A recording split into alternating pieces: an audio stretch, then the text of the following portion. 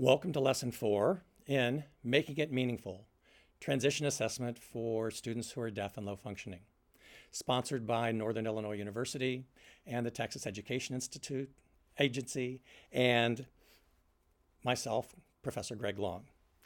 All right, as we look at the idea of deafness and the idea of standardized assessment, there are several things that, while we may have talked a little bit about them in Lesson 3, I want to hit them in more depth here in Lesson 4.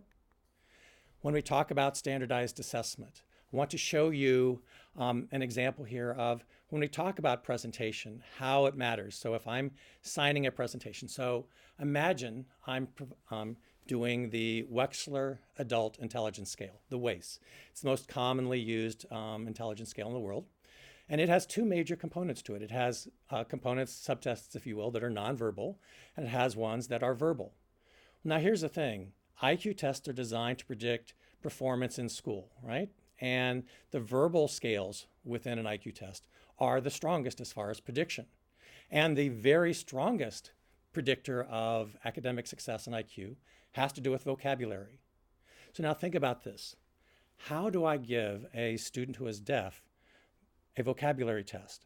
So it might start off with something as simple as, what's a ball, right? So do I finger spell it? Do I sign ball? But then it moves into things like, what does the word tranquil mean? Now, if I spell T-R-A-N-Q-U, tranquil, that's one way, but that's very different than what if I was giving it to somebody who was hearing. Many people who are hearing may not recognize the word if they have to see it spelled out, but they might know what it means. And if I sign peaceful, which is how I would sign tranquil, well, now does that give the student who's deaf some additional information? So that's a prime example of how we struggle with, this is a standardized protocol, but if I use sign language and I try to communicate that way, how does it work? The other limitations that we'd see in terms of standardized administration has to do with the idea that, again, it's not only you can't, how do you deal with signing, but you can't reword questions. And in the majority of standardized tests, there is very, very limited opportunity for practice items. Now, as a clinician, as a psychologist, certainly there have been times when I have given a test and, done it as should be, scored it and so forth, but then gone back and given a little bit of a boost to say, okay, well, what if we did this as a practice item? Or what if you had this as an additional support? Now, those don't get added into my final number, if you will. But clinically, it can be very helpful because a student who is way out in left field on a question, even once it's been re-explained, signed, directions, that's very different than the student who, yes, they may have missed it at the beginning, but with just a little bit of a prompt, now they understand it. All right, we talked a bit about reliability, the idea that there's great variability among evaluators' skills. As I alluded to, I've been doing this for a lot of years. I started in 1985. And so aspects of this lecture are, at this point, 30 years old, because these same issues have been present for a very long time. So we've got evaluators who have great skill differences in knowledge. How they then deliver the test makes a difference. We'll talk a little bit about how you use an interpreter and how does that interpreter have an impact. And then even when you do make accommodations, how do they affect reliability? And remember, reliability is that first and foremost thing we need to show that scores are consistent. So we've got deafness impacting reliability, talked about the norm group issue, the diversity. My brother is considered deaf. He also has mild CP. He also has some mental illness issues. He also has has diabetes, has a variety of things going on, right? He's not particularly unique, right? Lots of students who are deaf and low functioning have multiple disabilities. So there's great diversity there. So who do you compare them with? Who is an appropriate norm group? And I would argue that the more disabilities you have, the less the fit with the standardized norm group, the less valuable the scores are. And then again, when we talk about validity, want to mention again, have to have it be consistent, have to be reliable. And then does it mean anything? And then, who's the group we compare it to? Now, making this point yet again, the idea that you have to, if you're going to use standardized tests, and I'm very, very serious here, if you use standardized tests, you have to have standardized administration, the scores have to be reliable, they have to mean something, and you have to have a reasonable comparison group. If those things are met, then we can say something about the scores. If they aren't met, then the tagline of, basically standardized tests underestimate deaf students couldn't be more true. Another thing I'd like to, in segment 4.2, is talk a little bit more about the Examiner Inexperience.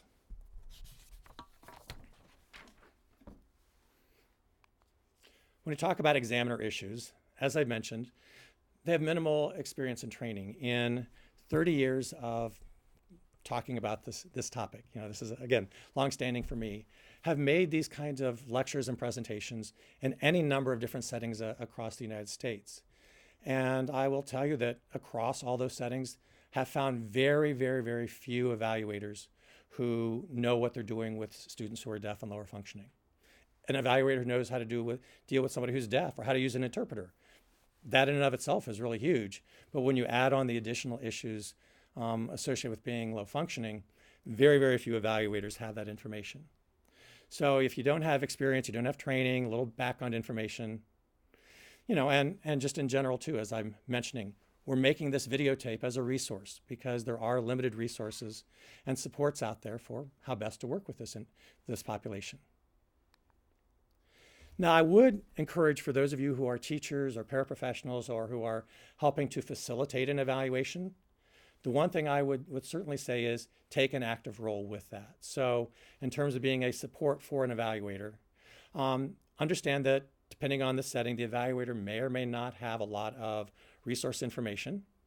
But the other two things that are particularly important here is, as we think of this as a transition planning, as we think of moving into adulthood, you most certainly have to serve as a liaison with family and other like VR and so forth. And the third thing that I would emphasize here as far as how you might support evaluators is accept the fact that if they don't know much, they're trainable, all right? So my knowledge of deafness, my personal background certainly affected how I view things, but it wasn't until I became a professional, got the specific training on how things worked, that I would say that I became very competent. So again, if you are out there and you are working with an evaluator, don't be frustrated if he or she doesn't really have a strong background. That's actually to be expected. But you can help out by being that person who provides the supports, that serves as a liaison, and gives them some basic information on deafness training background. We'd like to move into this next segment and talk a little bit about the idea of using an interpreter. It's been my experience that the vast majority of psychologists and other evaluators have had little to no training on how to use an interpreter. And interestingly, many of the students that I've worked with have also limited experience with interpreters. So let's talk about this first as it relates to skill issues. Okay? And this is a hard one for people who are outside of the field of deafness to understand, because I have consulted on a lot of different evaluations over the years. And sometimes I get asked ahead of time, sometimes I get asked after the fact. And when I'm asked after the fact, you find that really there's great variability. And when we talk about, how interpreters were used or not used, there's an assumption for many people that, we just wrote notes back and forth. Well, again, low functioning deaf, hallmark characteristic is communication, right? So if communication deficits mark this population, this group of students, then obviously writing notes back and forth isn't going to work. So when we think about using an interpreter, and we talk about skill qualifications, you need the highest level of skill possible.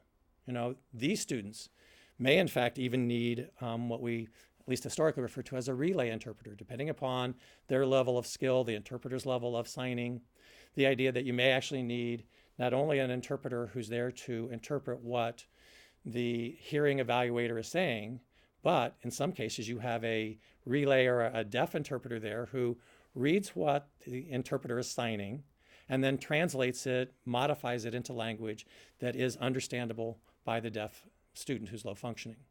You can imagine, again, as we talk about our reliability stuff, that's problematic, but that is an option sometimes. The other issue we have with interpreters has to do with payment. Depending upon the school, they may have interpreters on staff.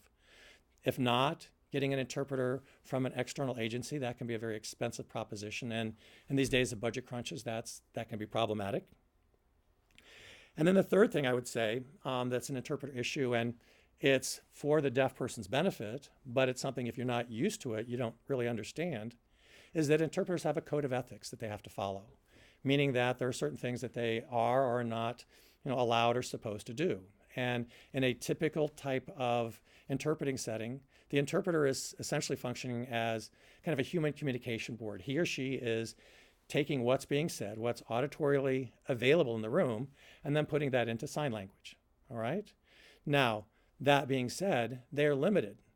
It's not appropriate for them in the vast majority of settings to then sit down separate from that deaf person that they're interpreting for and say, have a conversation with the evaluator that's separate from the deaf student. In a similar fashion, if you're in that setting and you've got an interpreter and you're the evaluator, you don't have the right to tell the interpreter, hey, stop interpreting right now, I'm going to take this phone call, because that interpreter is obligated to sign everything, again, that I would say is auditorily available within that classroom.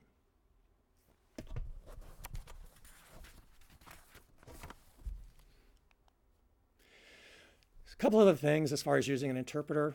Talked about roles and boundaries just a moment ago. That idea of, again, many evaluators aren't familiar with how an interpreter works. Many students aren't necessarily that familiar with how this should work. Using an interpreter, we have questions about, if you're not familiar, where does the interpreter sit? All right, is it part of a triangle? Do they sit beside the deaf person? Do they sit beside you as an evaluator? For those of you who want to know, the interpreter would typically sit as the evaluator to your side and slightly behind. That way, the deaf student can look directly at you and the interpreter. You can make eye contact. You can read their face, and it's much more helpful from a communication standpoint. Now, the other part of this, I'd mentioned the relay interpreter there, the idea that we definitely can use a deaf person to help out with this overall process.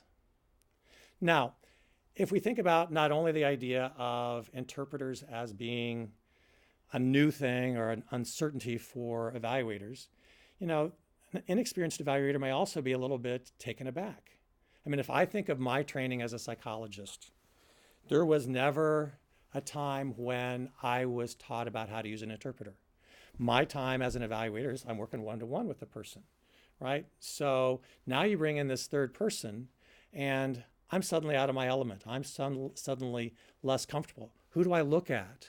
I may have this sense of our rapport is difficult to establish, and yet rapport is critical to how we work with people. And, certainly I may have some question about the accuracy of what's being said.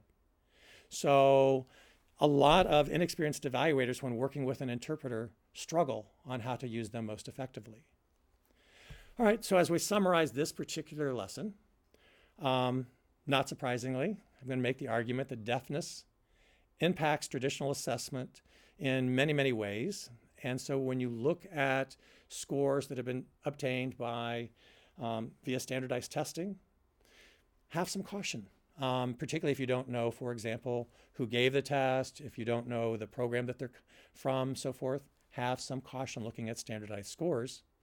Because the other part of the summary is not only is there great diversity and impact of deafness on assessment, but evaluators oftentimes struggle with having the background knowledge and experience to work with these students.